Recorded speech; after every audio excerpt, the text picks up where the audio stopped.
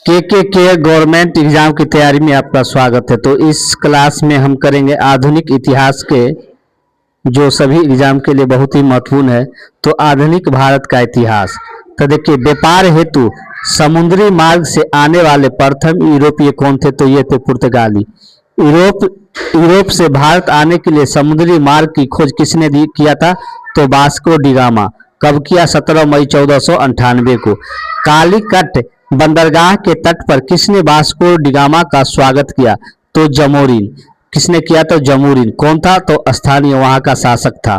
पुर्तगाली ने भारत में सबसे पहले अपनी व्यापारिक कोठी फैक्ट्री कहाँ स्थापित किया? तो कोचिन में। कहाँ? कोचिन में। पुर्तगाली उपनिवेश का प्रथम वायसराय भारत में कौन नियुक्त हुआ था? तो फ्रांसिस्को द अल्मीरा 1505 ईस्वी में। भारत में तंबाकू की खेती और प्रिंटिंग प्रेस को शुरुआत किसने किया था? पुर्तगाली के द्वारा किया गया था। भारत में प्रिंटिंग प्रेस की स्थापना 1556 में गोवा में किया गया।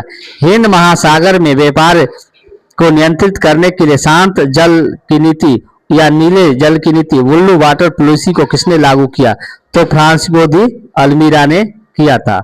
अगला देखिए, विभिन्न देशों के संस्थापक, विभिन्न देशों के खोजकर्ता। भारत का खोज किसने किया? तो वास्को डी गामा के द्वारा। अमेरिका कोलंबस के द्वारा। ऑस्ट्रेलिया का कैप्टन जेम्स कुक के द्वारा। तस्मानिया न्यूजीलैंड की तस्मान के द्वारा। केप ऑफ गुड दक्षिण अमेरिका के बार्थोलोम्यू डियाज के द्वारा। भारत में पुर्तगाली शक्ति का वास्तविक संस्थापक किसको माना जाता है? तो अल्बुकर को माना जाता है।